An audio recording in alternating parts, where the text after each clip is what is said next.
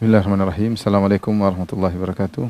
Alhamdulillahi ala ihsanihi wa syukru lahu ala taufiqihi wa amtinani. Wa asyhadu an la ilaha illallah wahdahu la syarika lahu ta'ziman li sya'nihi. Wa asyhadu anna Muhammadan abduhu wa rasuluhu da'ila ridwanihi. Allahumma salli alaihi wa ala alihi wa ashabihi wa ikhwani.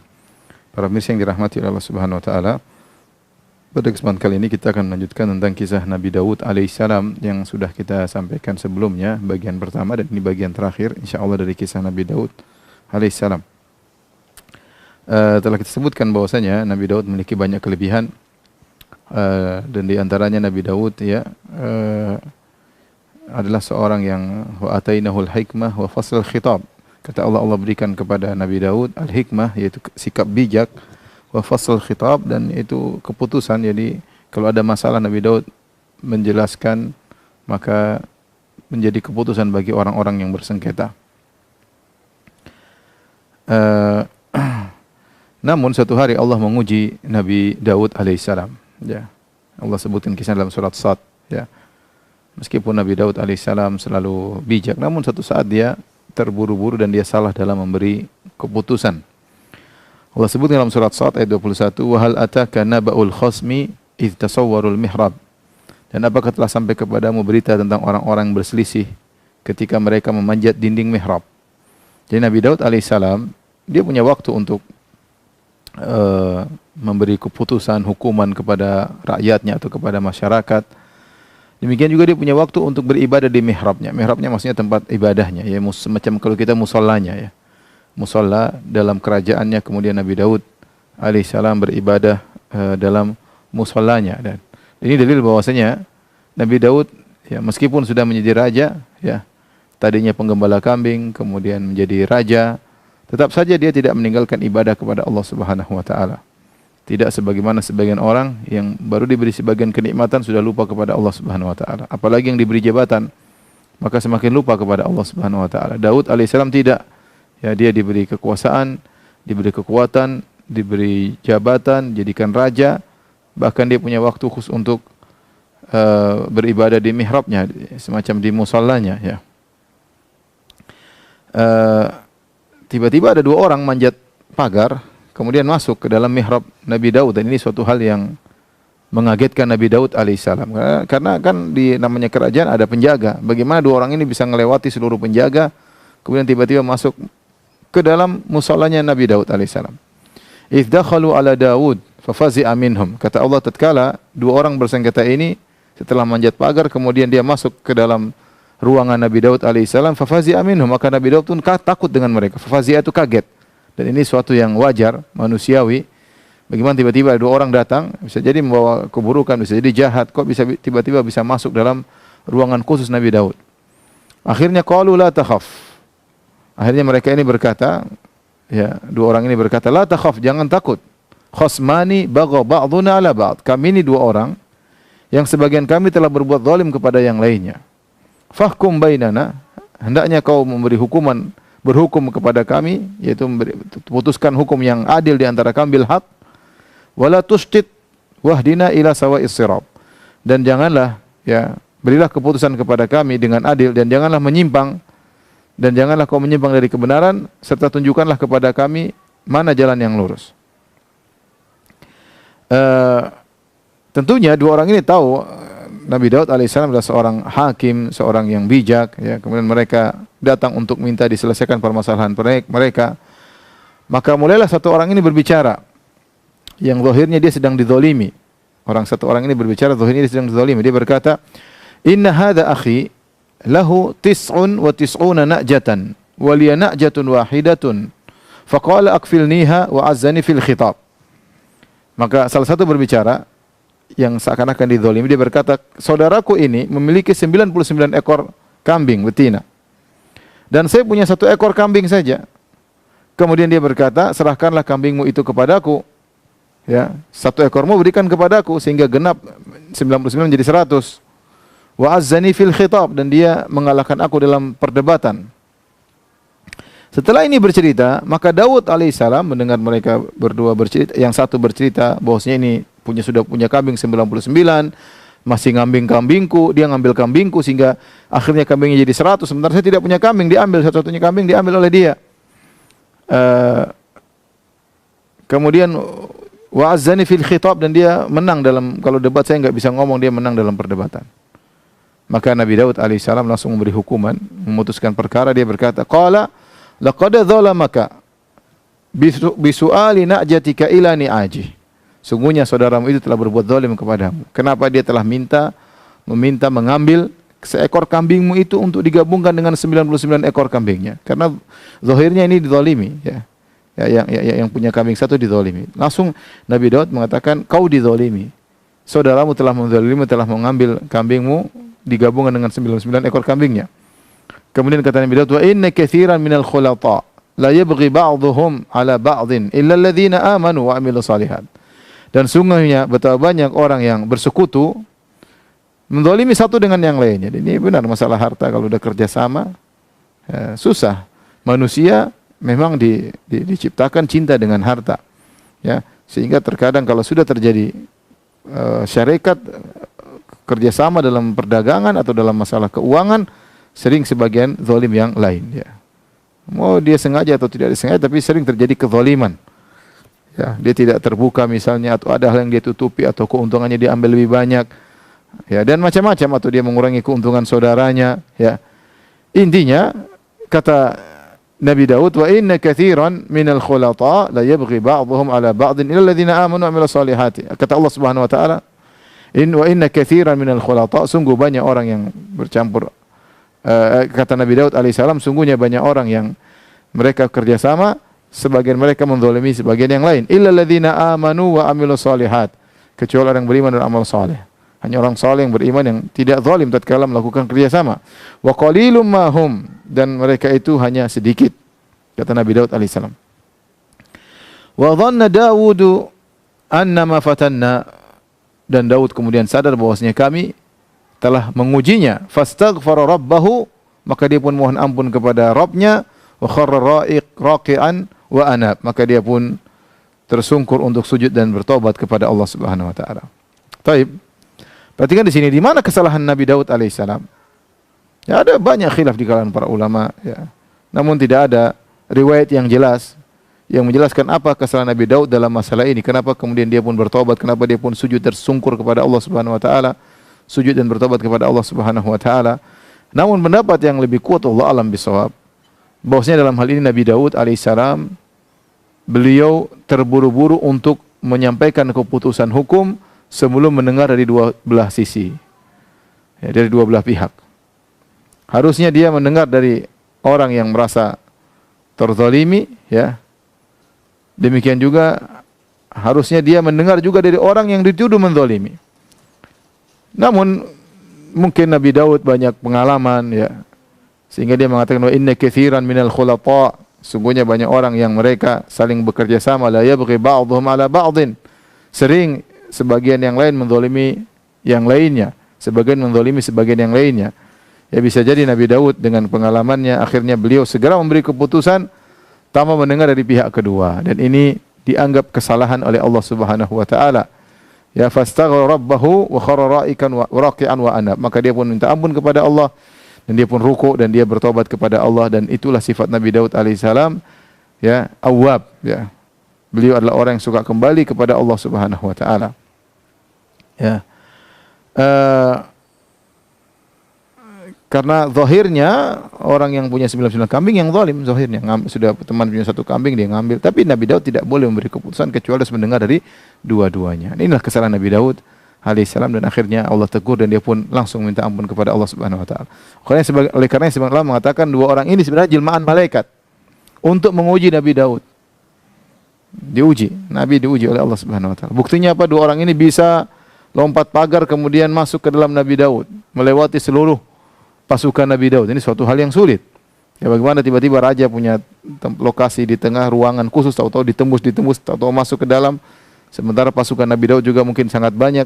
Ya, jadi kata para ulama, mungkin ini malaikat diutus oleh Allah untuk menguji Nabi Daud, memberi pelajaran kepada Nabi Daud bahwasanya Nabi Daud alaihissalam jangan tergesa-gesa dalam memberi keputusan, hendaknya kita mendengar dari dua belah pihak. Oleh karenanya adalah suatu kebodohan jika seorang masuk dalam suatu permasalahan kemudian tidak mendengar dari dua belah pihak. Dia mendengar satu pihak kemudian dia hukum. Dan ini banyak yang terjadi sekarang di zaman ini. Kita hanya dapat informasi di dalam medsos misalnya, kita dengar satu pihak, kemudian kita mulai komentar, memberi hukum. Kita bilang ini karena begini, begini, begini. Padahal kita tidak mendengar pemaparan dari pihak yang lainnya. Ya, apalagi medsos yang kita tidak tahu berita tersebut benar atau tidak. Kemudian kita komentar ya, seakan kita memberi hukum bahwa ini salah, kemudian ikut mencaci, ikut memaki. Banyak kasus seperti itu. Kejadian sekarang bisa diatur, berita bisa diatur, ya. Peristiwa bisa dirubah-rubah beritanya, dan itu sangat mungkin terjadi dan terjadi. Oleh karenanya saya katakan di antara pelajaran yang bisa kita ambil dari kisah Nabi Daud alaihissalam ini, sudahlah banyak masalah kalau lewat di hadapan kita, dan kita tahu ada dua orang bersengketa, dan kita belum mendengar dari dua-duanya, maka sudah kita nggak usah komentar. Kita nggak usah komentar. Karena kalau kita komentar berarti kita bodoh, kita hanya mendengar satu pihak dan kita beri komentar, itu kebodohan. Kalau Anda seorang yang bijak, dengarlah dari dua pihak, baru Anda komentari. Itu baru. Adapun dengar satu pihak kemudian Anda komentar, itu suatu tindakan yang tidak bijak sama sekali. Ini juga dibahas oleh para ulama. Mana yang lebih afdal? Apakah orang yang tidak pernah salah sama sekali atau orang yang kemudian dia berdosa kemudian dia bertobat? Saya kasih gambaran si A dan si B. Karena Nabi Daud bersalah. Fastaghfara rabbahu wa kharra raki'an wa anab. Dia pun minta ampun kepada Allah, kemudian dia sujud bertobat kepada Allah. Nah, Nabi Daud bersalah kemudian dia bertobat. Manakah yang lebih afdal di antara dua orang yang senantiasa tidak pernah bersalah, selalu taat kepada Allah, dengan seorang yang dia taat kepada Allah kemudian di tengah jalan dia bertobat, bermaksiat, kemudian dia bertobat, bermaksiat lagi kemudian bertobat. Ini khilaf di kalangan para ulama tentang hal ini. Saya kasih gambaran ada dua orang A dan B sama-sama berjalan dalam ketaatan. Kemudian si A berjalan terus, dia tidak bersalah. Si B berjalan, tahu-tahu di tengah jalan dia bermaksiat, maka dia terhenti dari perjalanan. Si A masih terus melanjutkan perjalanan. Si B kemudian dia bertobat kepada Allah. Setelah itu dia lanjut lagi perjalanan. Wah, semakin jauh. Di tengah perjalanan si B maksiat lagi. Bermaksiat lagi, berhenti dari ketaatan, berhenti. Ada waktu. Sementara si A jalan terus. Ya. Setelah dia kembali bertobat kepada Allah, apakah lebih afdal si A atau si B? Maka ada khilaf di kalangan para ulama. Ada yang mengatakan si A lebih afdal karena dia terus berjalan menuju kepada Allah dan dia semakin jauh, sementara si B terhambat dengan dosa-dosa yang dia lakukan. Sebenarnya mengatakan tidak, si B ya ketika dia berdosa jelas dia terhambat, tetapi ketika dia bertobat kepada Allah, dia melakukan ibadah-ibadah ketundukan hati, kehinaan diri yang tidak pernah dilakukan oleh si A, karena si A tidak pernah merasakan demikian. Tangisan air matanya sungguh-sungguh dari hati, mengakui kesalahannya, mengakui kehinaannya di hadapan Allah, membuat dia meskipun terlambat jalan, begitu dia bertobat dia langsung bisa jalan dengan cepat. Bisa langsung jalan dengan cepat dan bisa mengejar si A atau bahkan bisa mengungguli si A, si B ini gara-gara taubat yang luar biasa yang muncul dari hatinya. Oleh karenanya ada khilaf di kalangan para ulama lebih afdal si A atau si B. Namun yang benar wallahu alam bisawab disebutkan oleh Ibnu Al-Qayyim dalam Madarijus Salikin, menukil dari Ibnu Taimiyah rahimahullah taala gurunya, bahwasanya yang terbaik adalah si A atau si B. Dikatakan yang terbaik adalah kondisi. Jika ternyata si B setelah bermaksiat kemudian dia bertobat, kondisinya lebih afdal, jauh, ya, dengan kondisinya sangat afdal, bisa jadi seorang tadinya bermaksiat kemudian bertobat kemudian luar biasa istiqamah, maka bisa jadi dia bisa mengungguli si A, bisa jadi. Tapi kita katakan bahwasanya seorang berusaha untuk tidak bermaksiat kepada Allah, karena jelas jika seorang bermaksiat dia akan terhambat dari melakukan ketaatan. Yang harusnya waktunya dia untuk baca Quran, waktunya untuk mengingat Allah, kemudian dia gunakan untuk maksiat, untuk nonton macam-macam, untuk dengar macam-macam, ya, sehingga hatinya menjadi hitam kembali. Untuk memutihkan kembali hatinya perlu taubat, perlu kesungguhan. Intinya seorang berusaha tidak bermaksiat. Tapi kalau dia bermaksiat kepada Allah, dan kita semua pasti terjerumus dalam maksiat, maka masih ada kesempatan dia untuk maju terus berjalan menuju kepada Allah. Lihatlah Nabi Daud alaihissalam, dia bersalah, segera dia bertobat, beristighfar, kemudian dia pun melanjutkan ketaatan kepada Allah Subhanahu wa taala. Kata Allah Subhanahu wa taala, "Faghfarna lahu dzalik." Dan kami ampuni Nabi Daud alaihissalam, "Wa inna lahu 'indana lazulfa wa husna ma'ab." Dan sungguhnya dia punya kedudukan yang benar-benar dekat di sisi kami dan punya tempat kembali yang baik. Jadi Allah ingin jelaskan Nabi Daud bersalah tapi dia bertobat dan kami terima tobatnya. Bahkan Allah tekankan, "Wa inna lahu 'indana lazulfa." Sungguhnya Nabi Daud memiliki kedudukan yang tinggi di sisi kami. Wa husna ma'ab, dan tempat kesudahannya adalah indah. Kemudian Allah berfirman, "Ya Daud, inna ja'alnaka khalifatan fil ard, fahkum bainan nasi bil haqq." Wahai Daud, kami telah menjadikan engkau sebagai penguasa di atas muka bumi. Fahkum bainan nasi bil haqq, maka hukumlah di antara manusia dengan benar. Wala tattabi'il hawa. Jangan tatkala kau memberi keputusan hukum kau mengikuti hawa nafsu. Tidak boleh. Oh, ini karena kawan, ini karena teman dekat, oh ini karena punya jasa dulu kepada saya. Tidak boleh. Jangan kau ikut hawa nafsumu, tapi hukumlah dengan benar. Fayudhillaka an sabilillah, maka Allah akan menyesatkan engkau dari jalan yang benar. Innal ladzina yudhilluna an sabilillah lahum adzabun syadid. Sungguhnya orang tersesat dari jalan Allah, bagi mereka azab yang pedih. Bima nasu yaumal hisab, karena mereka lupa dengan namanya hari hisab. Jadi terjadi betapa banyak orang hakim, pengacara membela keburukan. Mereka lupa dengan namanya hari hisab, yaumul hisab. Subhanallah, sebagian pengacara, ya, mereka dapat uang banyak dengan membela kebatilan. Di antara mereka taubat, di antara mereka hijrah. Ya, semakin dia mampu untuk membela kebatilan, semakin dapat pemasukan yang banyak. Oleh karenanya hati-hati, ya. Ini perkara bukan perkara ringan, menghukumi manusia. Yang bukan hak kita kasih haknya, yang punya hak kita rampas haknya, berikan kepada yang tidak berhak. Maka ini, kenapa sebab itu terjadi? Kata Allah Subhanahu wa taala, bima nasu yaumal hisab. Karena lupa dengan namanya hari hisab, hari pembalasan, hari perhitungan. Ya, bahwasanya setiap kita tatkala kita berbuat dihitung oleh Allah, dihisab, dan keputusan kita juga dihisab oleh Allah Subhanahu wa taala. Ini di antara kisah yang Allah sebutkan Nabi Daud bersalah kemudian bertobat kepada Allah Subhanahu wa taala. Di antara kisah yang lain yang Allah sebutkan adalah tentang kisah Nabi Daud dan putranya Sulaiman alaihi wassalam. Dua-dua hamba Allah, nabinya Allah, sekaligus dua-duanya adalah seorang raja. Ketika Nabi Daud dan Sulaiman, Nabi Daud seorang cerdas, bijak, Sulaiman juga tidak kalah bijaknya. Apa kata Allah dalam surat Al-Anbiya ayat 78? Wa Dawuda wa Sulaimana idh yahkumani fil harth idh nafashat fihi ghanamul qaum wa kunna li hukmihim syahidin.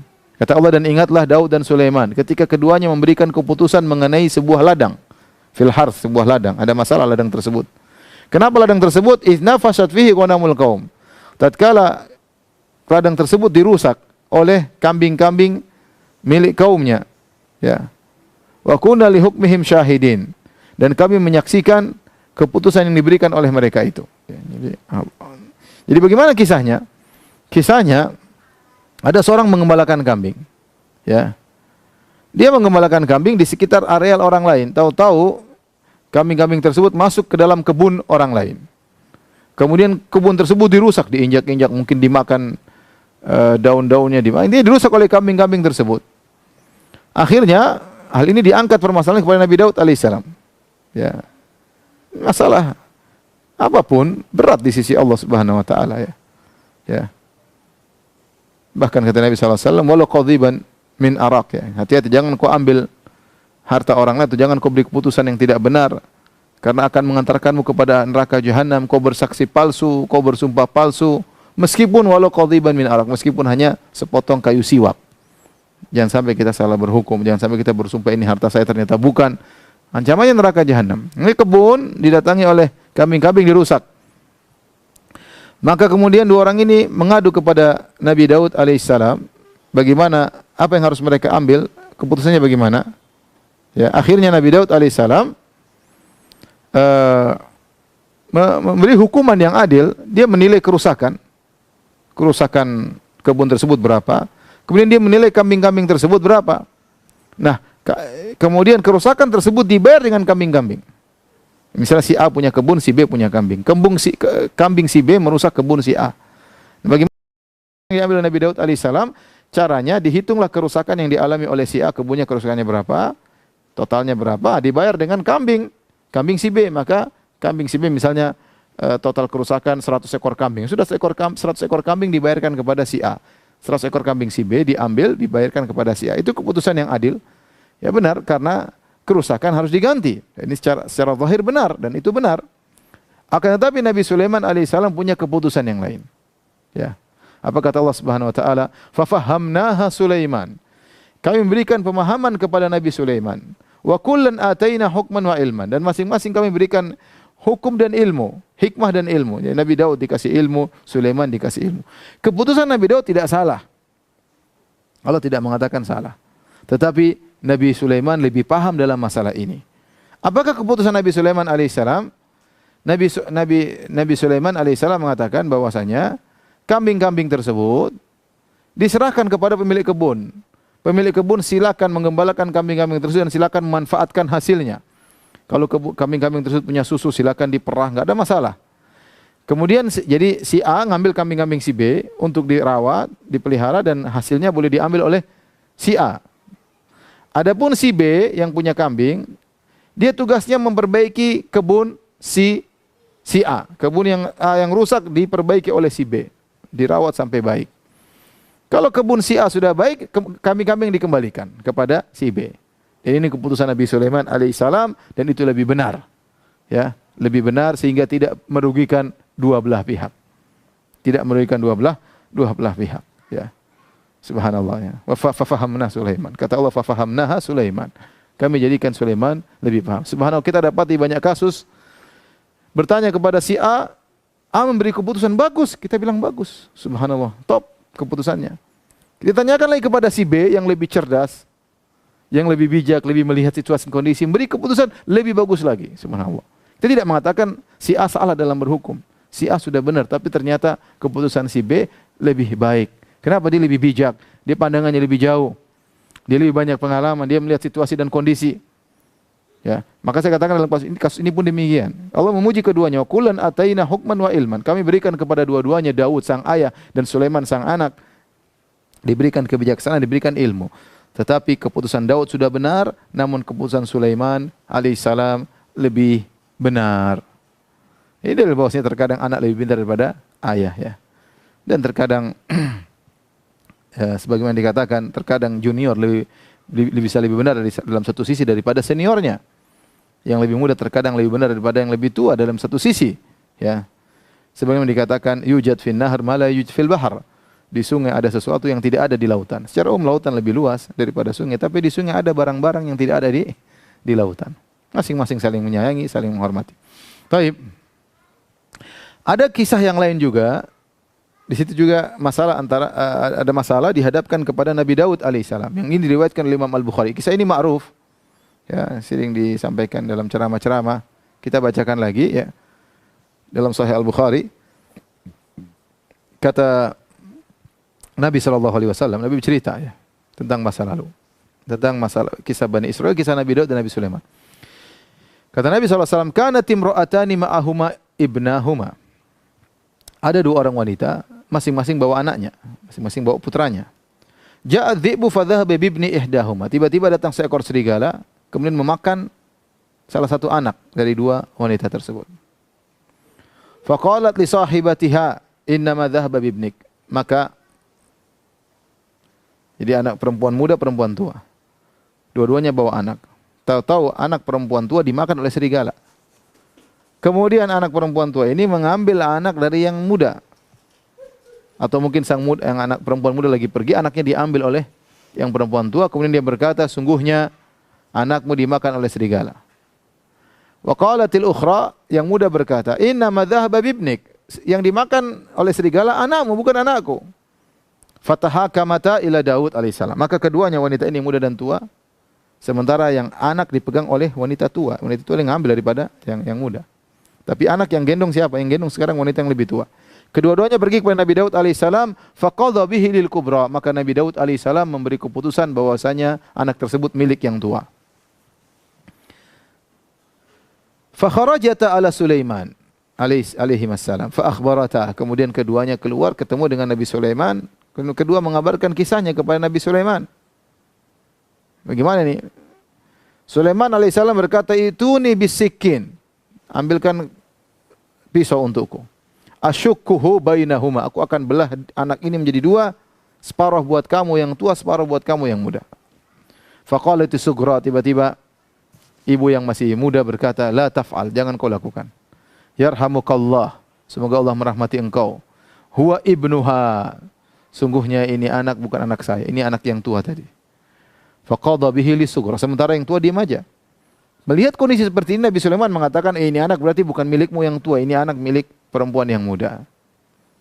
Baik, kita kembali lagi kisah ini. Jadi ada perempuan tua, perempuan muda. Anak-anaknya mungkin mereka sedang pergi kemana, anaknya diletakkan. Tahu-tahu anak yang perempuan tua dimakan oleh serigala. Akhirnya perempuan tua ini ngerampas anak dari perempuan muda. Kemudian mereka pun ribut, atau perempuan muda lagi pergi, diambil anaknya. Akhirnya perempuan muda tatkala pulang cari anaknya enggak ada, ternyata sedang digendong sama yang tua. Kemudian yang tua bilang, anakmu dimakan serigala. Kata yang muda, itu anakku, anakmu yang dimakan serigala. Akhirnya pergi ke Nabi Daud. Nabi Daud alaihissalam beri keputusan, anak ini milik yang tua. Kenapa? Nabi Daud tidak salah. Sekarang tidak ada bukti untuk menunjukkan ini anak milik siapa. Tidak seperti zaman dahulu. Tidak seperti zaman sekarang. Mungkin lihat DNA-nya, mungkin lihat golongan darahnya dan yang lainnya. Ya mungkin mereka mirip-mirip, ya. Kemudian wajah mirip-mirip, ya. Sehingga tidak ada bukti. Yang ada bukti cuma apa? Buktinya bahwasanya anak itu sedang digendong oleh wanita yang lebih tua. Ya. Dan kita punya kaidah, ya, bahwasanya, ya, al yakin la yazulu bisyak, atau baqa'u makana ala makan. Ini kaidah fikih, ya, dalam Islam juga ada. Hukum asalnya kalau seorang pegang barang itu barang dia berarti.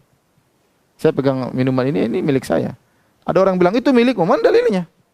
Ada stempel namanya kah atau apakah? Enggak ada dalilnya. Berarti ini asalnya hukum, ini air milik saya. Nah, wanita itu tatkala datang, dia yang menggendong sang anak, wanita tua tersebut. Maka wajar jika kemudian Nabi Daud alaihissalam memutuskan, dan itu keputusan yang benar. Sama-sama tidak punya bukti, tetapi anak berada di tangan yang tua, ya sudah, berarti anak itu milik wanita yang lebih tua. Ini benar. Nabi Sulaiman alaihissalam ketika ditanya, Nabi Sulaiman juga tidak bisa membuktikan dengan bukti, nggak ada bukti. Tapi Nabi Sulaiman melihat dari sisi lain, dari indikasi yang lain, maka dia melihat dari mana yang sayang kepada anak ini. Maka dia bilang, ambilkan pisau, saya ingin belah dua. Tiba-tiba si kecil, ya, anak yang wanita yang muda mengatakan, oh itu bukan anak saya, biar yang tua. Yang tua diam aja. Seandainya anak itu adalah milik anak perempuan yang tua, dia pasti mengatakan, ya udah, enggak, kamu buat kamu aja, enggak. Berarti apa? Menunjukkan wanita yang muda lebih sayang kepada anaknya daripada wanita yang lebih tua. Maka ini dijadikan dalil oleh Nabi Sulaiman bahwasanya ini anak yang tidak dimakan oleh serigala adalah anak wanita yang muda tersebut. Dan ini butuh kecerdasan bagi seorang yang memberi hukuman, ya, memutuskan hukum. Contoh, ada suatu kisah yang diriwayatkan dari seorang ulama yang bernama Iyas bin Muawiyah.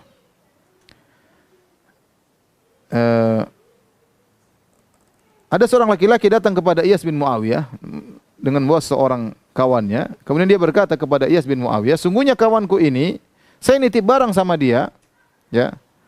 Kemudian saya mau ambil, dia bilang saya tidak titip barang. Belum saya titip barang sama dia, dia bilang tidak ada, kok tidak titip barang sama saya. Dia mengingkari, wahai Iyas bin Muawiyah. Maka Iyas bin Muawiyah mengatakan, mana saksimu kalau kau titip barang sama dia? Dia bilang, saya tidak punya saksi. Saya cuma taruh barang di tempat dia, di rumah dia, kemudian saya pergi. Tidak ada saksi antara kami berdua.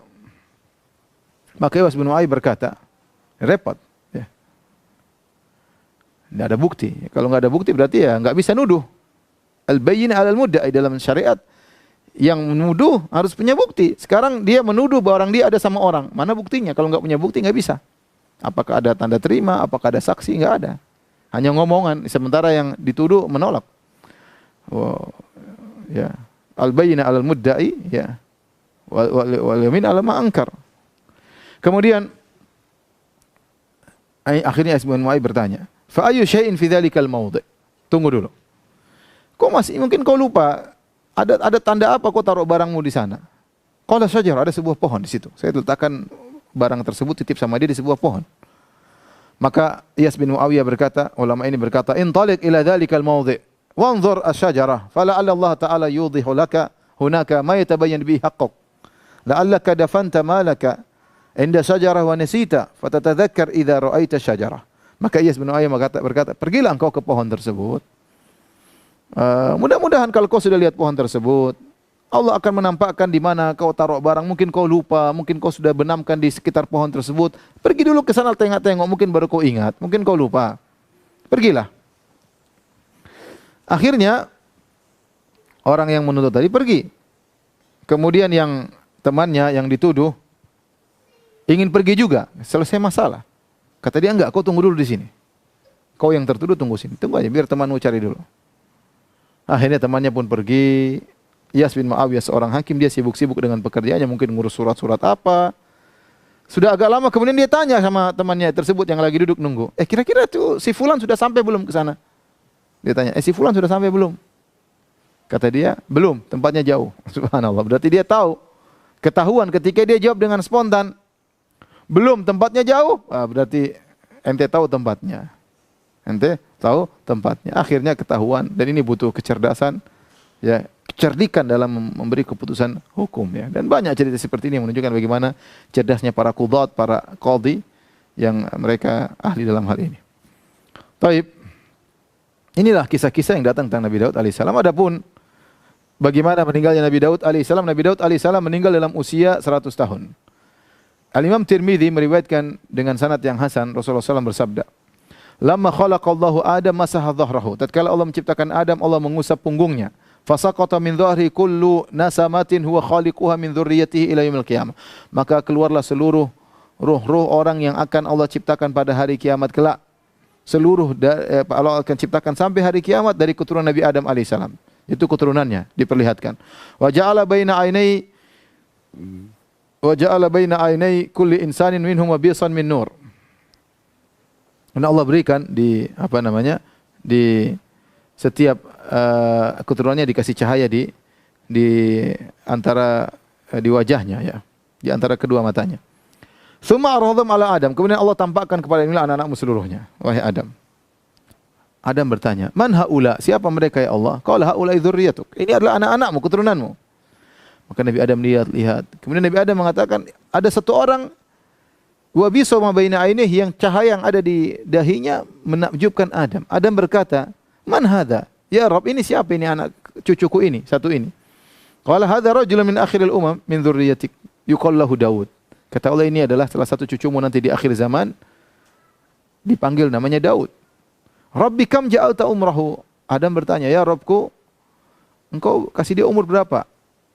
Kata Allah, sittina sanah, 60 tahun. Qala wa Rabbi, zidhu min umri arba'ina sanah. Kata Nabi Adam, ya Allah, ambillah dari umurku 40 tahun, kasihkan sama dia. Jadi Nabi Adam harusnya umur 1000, jadi 960. 40-nya dikasih bonus kepada Nabi Daud alaihissalam. Falamma qudiya umur Adam ja'ahu malakul maut. Tatkala Nabi Adam akan dicabut nyawanya, datanglah malaikat maut ingin cabut nyawanya. Maka Nabi Adam berkata, awalam yabqa min umri arba'una sana, wahai malaikat maut, kan umurku masih 40 tahun lagi, kenapa kau cabut nyawaku sekarang? Malaikat berkata, awalam tu'tiha ibnaka Daud, bukankah kau sudah kasih 40 tahunmu kepada cucumu Daud? Fajahada Adam fajahadat dzurriyyatuhu. Adam mengingkari. Kata Nabi, demikianlah anak-anak keturunannya pun suka lupa mengingkari. Wa nusiya Adam fa nusiyat dzurriyyatu. Adam dibuat lupa, anak keturunannya pun lupa. Ya, Adam lupa sejak awal 960 tahun kemudian, ya lupa, wajar. Wa khatiya Adam fa khatiyat dzurriyyatuhu. Nabi Adam bersalah, wa khatiyat fa khatiyat dzurriyyatu. Anak-anak keturunan juga melakukan kesalahan. Jadi ini dalil menunjukkan Nabi Daud alaihissalam meninggal tatkala usia 100 tahun. Harusnya 60 tahun dapat bonus 40 tahun dari nenek moyangnya Nabi Adam alaihissalam. Adapun bagaimana meninggalnya Nabi Daud, Imam Ahmad meriwayatkan dalam musnadnya, Nabi bersabda, "Kana Daud an-nabiyyu fihi ghairatun syadidah." Adalah Nabi Daud adalah orang yang sangat pencemburu. Wa kana idza kharaja ughliqatil abwabu falam yadkhul ala ahlihi ahadun hatta yarji. Kalau dia sudah keluar dari rumahnya, pintunya ditutup, pintu rumahnya. Tidak boleh seorang pun datang menemui istrinya. Dia sangat pencemburu. Qala fa kharaja dzata yaumin. Suatu hari dia keluar, wa ughliqat ad-dar, dan pintu rumah sudah dia tutup. Fa aqbalat imra'atuhu tattali'u ila ad-dar. Kemudian istrinya datang masuk ke dalam rumah. Fa idza rajulun qa'imun wasata ad-dar. Tiba-tiba ada seorang lelaki di tengah rumah, dalam rumah. Fa qalat liman fil bait, min aina dakhala hadzal rajul ad-dar? Maka dia bertanya kepada orang-orang yang ada di rumah, orang ini bagaimana bisa masuk dalam rumah? Wadar mughlaq, sementara rumah ditutup, bagaimana bisa masuk? Ditanya, kenapa kau bisa masuk? Wallahi la tuftadahanna bi Daud. Demi Allah kau akan dipermalukan oleh Daud alaihissalam. Jadi Daud datang, Daud alaihissalam kuat, bisa bunuh engkau, masuk ke rumah sembarangan. Faja'a Daud, maka Daud alaihissalam datang masuk ke rumahnya. Fa idza rajul qa'imun wasatad dar. Tiba-tiba lelaki tersebut berdiri di tengah rumah. Faqala lahu Daud, Daud bertanya, "Man anta? Siapa engkau?" Qala ana alladhi la ahabul muluka. Aku adalah orang yang tidak pernah takut kepada para raja. Aku adalah yang tidak pernah takut kepada raja. Wala yamtani minnil hujjabu, dan para pengawal tidak bisa mengalahkan aku. Faqala Daud, anta wallahi idzan malakul maut. Kalau gitu kau adalah malaikat maut. Marhaban bi amrillah, kata Nabi Daud alaihissalam, selamat datang engkau wahai malaikat maut dengan perintah Allah. Faramala Daud makanahu haitsu qubidat ruhu hatta faraga min sya'nihi wa talat alaihi syamsu faqala Sulaiman. Akhirnya Nabi Daud alaihissalam menyiapkan tempatnya, kemudian dia pun dicabut ruhnya, tatkala selesai urusannya, kemudian terbit matahari. Sebelum terbit matahari dia sudah dicabut nyawanya. Maka Nabi Sulaiman alaihissalam berkata kepada burung-burung, "Adhilli ala Daud, wahai burung-burung, berkumpullah dan kemudian belilah naungilah Nabi Daud alaihissalam. Fa adhallat alaihi tayr hatta adlamat alaihimul ard." Maka burung-burung banyak sekali berkumpul sampai gelap, seakan-akan gelap tatkala itu karena cahaya matahari terhalangi dengan banyaknya burung atas perintah Nabi Sulaiman. Faqala laha Sulaiman ikbidhi janahan. Kata Nabi Sulaiman, "Hai burung-burung, tempelkanlah sayap-sayap kalian." Jadi inilah kisah kemudian meninggalnya Nabi Daud alaihissalam, seorang nabi yang sangat mulia, yang rajin beribadah dan sebagaimana telah kita sebutkan pada pertemuan yang lalu. Taib, di akhir penghujung kisah Nabi Daud alaihissalam, saya ingin menyampaikan sebagaimana kebiasaan kita, bagaimana kisah Nabi Daud alaihissalam versi perjanjian lama. Versi perjanjian lama. Karena semua kisah-kisah Nabi perjanjian lama, kecuali Nabi Isa alaihissalam dalam Injil perjanjian baru. Taib, adapun dalam perjanjian lama banyak hal-hal kemungkaran yang dilakukan oleh Nabi Daud alaihissalam. Allah alam, mereka orang Yahudi tidak menganggap Nabi Daud sebagai seorang nabi. Kalau kita, Nabi Daud seorang nabi, diberi kitab suci, wa ataina Dawuda zabura. Kata Allah, kami berikan kepada Daud zabur, yaitu kitab suci. Adapun mereka mengatakan Nabi Daud menulis mazmur, yaitu Nabi Daud bukan dapat kitab suci, sehingga dia bukan seorang nabi, seorang raja yang hebat. Nabi Daud seorang raja yang hebat. Adapun perbedaan antara perjanjian lama dengan Al-Quran, sebelum kita bicara tentang Daud, kita bicara tentang Talut. Talut kalau dalam Al-Quran Allah puji, Inna Allah astafahu alaikum wa zadahu bastatan fil ilmi wal jism. Kata Allah, Nabi Samuel berkata kepada Bani Israel, sungguhnya Talut telah dipilih oleh Allah untuk kalian sebagai raja, sebagaimana kita ceritakan pada pertemuan yang lalu. Dan Allah telah berikan kepada dia kelebihan dalam ilmu dan kekuatan. Jadi Allah memuji Talut. Kemudian waktu Talut melewati sungai, dia mengatakan, Inna Allah membatalikum binahar. Sungguhnya Allah telah menguji kalian. Faman syariba minhu falaysa minni. Barang siapa minum dari sungai tersebut, dia tidak bukan dari golonganku. Kemudian tatkala mereka berperang, mereka berdoa kepada Allah. Intinya Talut adalah seorang yang saleh. Tetapi dalam perjanjian lama, Talut namanya Saul. Saul ini ternyata raja yang tidak benar. Kalau dalam perjanjian lama, Allah pilih dia, setelah itu Allah menyesal. Dalam perjanjian lama disebut Allah menyesal menjadikan Saul sebagai raja. Allah menyesal. Dan ini Tuhan yang mereka menyesal. Kalau kita dalam versi kita, Allah tidak mungkin menyesal karena semua sudah ditakdirkan oleh Allah. Menyesal itu apa? Karena tidak tahu apa yang akan terjadi, maka timbul penyesalan. Dalam kitab perjanjian lama, Allah menyesal karena menjadikan Saul atau Talut menjadi raja. Kenapa? Ternyata dia tidak sesuai dengan perintah Allah Subhanahu wa taala. Intinya terbunuhlah Jalut atau disebut Goliat dalam versi mereka. Akhirnya dia tertarik jadi Daud. Daud akhirnya diangkat menjadi pengawalnya. Daud jadi pengawalnya. Kemudian Daud ternyata hebat, setiap perang menang-menang. Akhirnya orang-orang Bani Israel sayang kepada Daud. Akhirnya Saul atau Talut ini cemburu kepada Daud. Hasad, berapa kali dia ingin bunuh Daud. Ini kalau Talut versi perjanjian lama, orang raja yang hasad, yang melanggar perintah Allah, yang hasad, ingin bunuh Nabi Daud dan yang lain-lainnya. Adapun Talut dalam Islam, Masya Allah, laki yang saleh, yang tawakal kepada Allah. Kam min fi'atin qalilatin ghalabat fi'atan katsiratan biidznillah. Yang dia dengan pengikutnya berkata, betapa banyak kelompok kecil mengalahkan kelompok besar dengan izin Allah Subhanahu wa taala. Yang Allah berikan dia ilmu dan kekuatan. Intinya berbeda antara Talut versi kita dengan Talut versi mereka. Adapun Nabi Daud alaihissalam, maka Nabi Daud melakukan sebagian kemungkaran dalam perjanjian lama. Di antaranya Nabi Daud pernah joget-joget hingga tersingkap auratnya. Saya bacakan dalam Perjanjian Lama ya, dalam kitab Samuel 2 atau surat Samuel 2 bagian 6 ayat 14 sampai 22. Intinya disebutkan dalam Perjanjian Lama.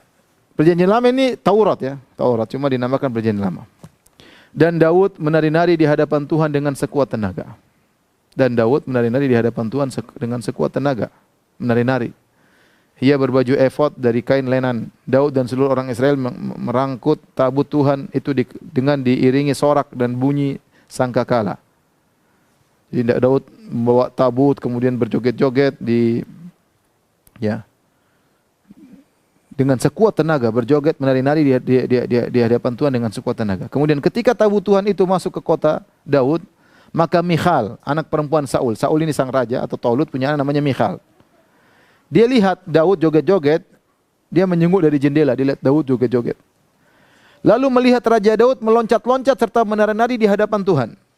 Sebab itu ia memandang rendah Daud dalam hatinya. Michal waktu lihat Daud joget-joget, loncat-loncat serta menari-nari di hadapan Tuhan, dia memandang rendah Daud. Kenapa loncatnya seperti itu? Kenapa dia memandang Daud rendah? Daud sedang joget-joget, loncat-loncat dipandang rendah. Disebutkan dalam ayat-ayat berikutnya. Ketika Daud masuk ketemu dengan Michal binti Saul, dia berkata, betapa raja orang Israel, dia mencela Daud, dia berkata, betapa raja orang Israel yang menelanjangi dirinya pada hari ini di depan mata budak-budak perempuan para hambanya, merasa dirinya terhormat pada hari ini seperti orang hina dengan tidak malu-malu menelanjangi dirinya. Jadi Michal lihat dia joget-joget sampai badannya, auratnya terbuka. Sampai dia mengatakan, ini gimana rajanya orang Israel Daud ternyata joget-joget sampai menelanjangi dirinya. Ini versi Perjanjian Lama. Adapun kalau kita dalam Islam, Nabi Daud tidak begitu. Nabi Daud orang yang rajin puasa, rajin sholat malam, bukan orang yang suka joget-joget sampai tersingkap auratnya. Yang kedua, Daud bengis dalam versi Perjanjian Lama. Jadi disebutkan Saul, Taulut ini akhirnya menikahkan putrinya dengan Daud. Tapi dia kasih syarat, kau mau menikah sama putriku, wahai Daud, kau harus ambil kulit burungnya, kulit zakarnya orang-orang Palestina, potong dan bawa ke sini. Akhirnya Daud ingin menikah dengan putrinya Saul, maka dia pun berangkat berperang, dia pergi menuju Palestina. Jadi Daud sering memerangi orang-orang Palestina. Bani Israel memerangi orang Palestina. Jadi Kan'aniyun. Maka dia pun berangkat, dia berperang, dia 200 orang, ya. Dia bunuh 200 orang dari Palestina, kemudian dia ambilin kulit burungnya, kulit zakarnya dikumpulin 200 untuk jadi mahar, mas kawin. Ini tersebut dalam Samuel 1 18 sampai 18 Samuel 1 18 ayat 27. Saya bacakan, tetapi Daud sudah bersiap, ia pergi dengan orang-orangnya dan menewaskan dari orang Palestina itu 200 orang serta membawa kulit khatan mereka, itu kulit yang sudah disunat, diambil.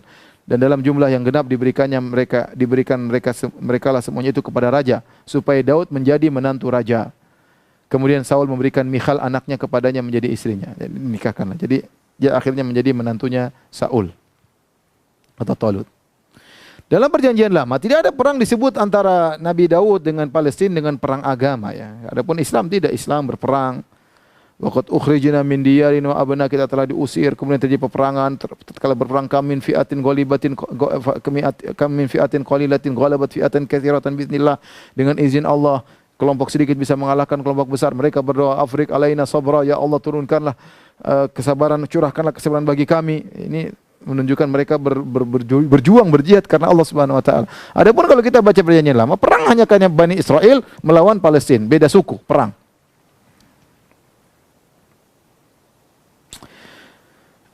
Kemudian ada kesalahan dalam Perjanjian Lama. Kalau dalam Islam secara umum benar antara Islam dengan Perjanjian Lama, Daud membunuh Jalut, kalau mereka sebut dengan Goliat.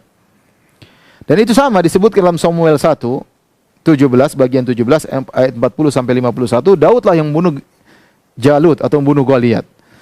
Sementara di Samuel 2 bagian 21 ayat 19 disebutkan bahwa yang bunuh Goliat ada Elhanan, dan ini kesalahan fatal dalam Perjanjian Lama. Saya bacakan teks ayatnya.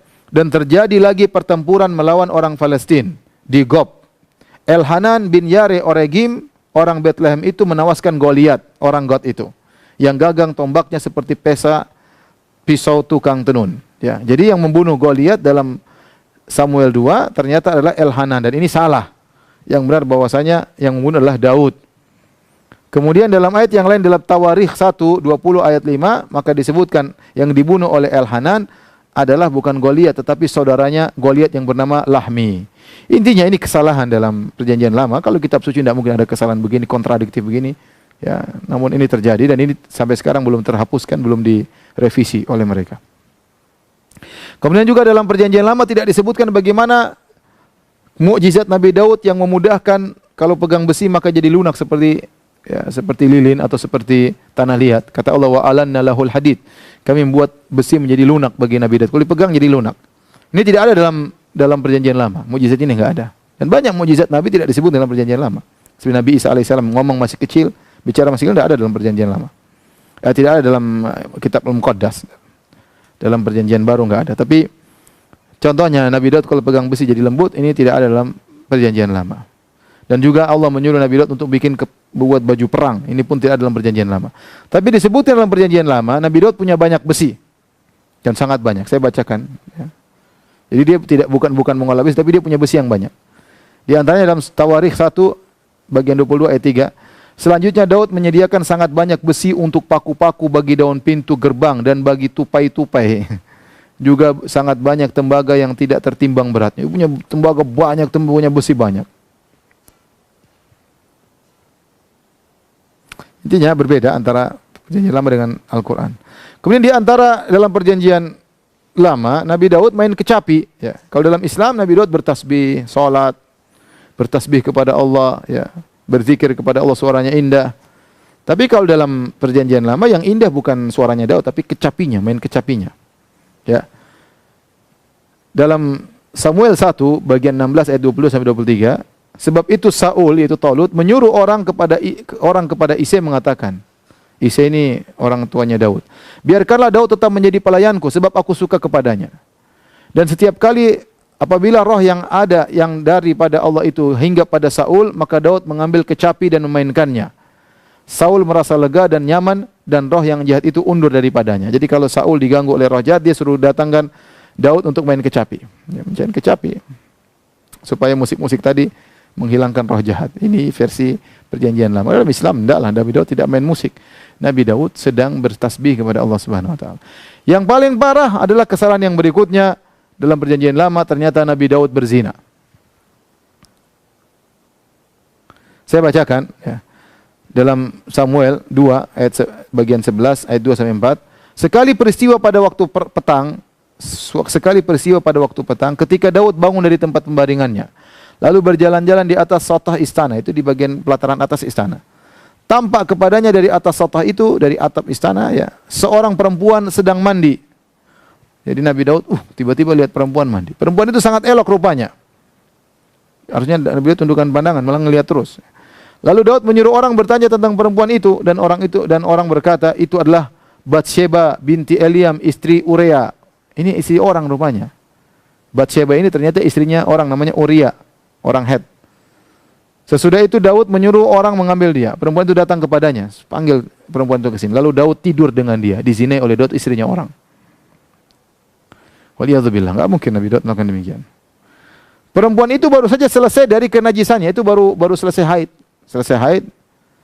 Kemudian digauli oleh Nabi Daud, kemudian dia pulang ke rumahnya. Lihat, ini Nabi Daud ngintip orang, sudah ngelihat cewek, kemudian berzina dengan istri orang. Apa yang terjadi akibat zina tersebut? Lalu mengandunglah perempuan itu dan disuruhnya orang memberitahukan kepada Daud, demikian aku mengandung. Perempuan itu mengandung, ternyata hamil dari perbuatan Daud.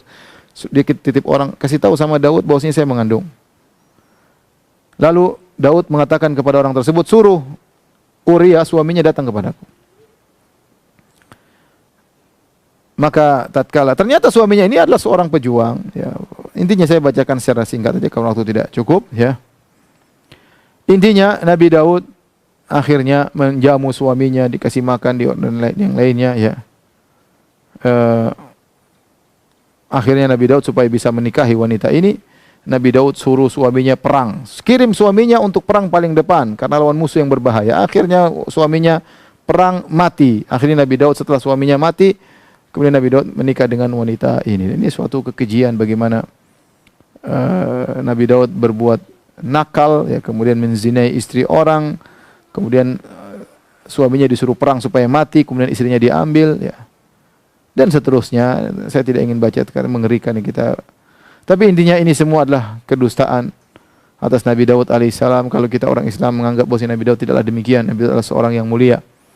Nabi Daud adalah seorang yang mulia, seorang yang saleh, rajin ibadah, rajin berpuasa, bekerja dengan tangannya sendiri, tidak menzalimi orang, ya, dan yang lain-lainnya. Tentunya ini membuat kita semakin beriman kepada Islam. Barang siapa yang bandingkan antara nabi-nabi versi Islam dengan nabi-nabi versi Alkitabul Muqaddas atau Bible, tentu dia dapati perbedaan yang sangat mencolok bagaimana pengagungan Islam terhadap para nabi. Adapun orang-orang Nabi Daud dan nabi-nabi yang lainnya sering terhina dalam perjanjian lama. Semoga Allah mewafatkan kita di atas keimanan dan ketakwaan, dan semoga kita senantiasa berada di atas tauhid kepada Allah Subhanahu wa taala. Subhanakallah bihamdik asyhadu an la ilaha illa anta astaghfiruka wa atubu ilaik. Assalamualaikum warahmatullahi wabarakatuh.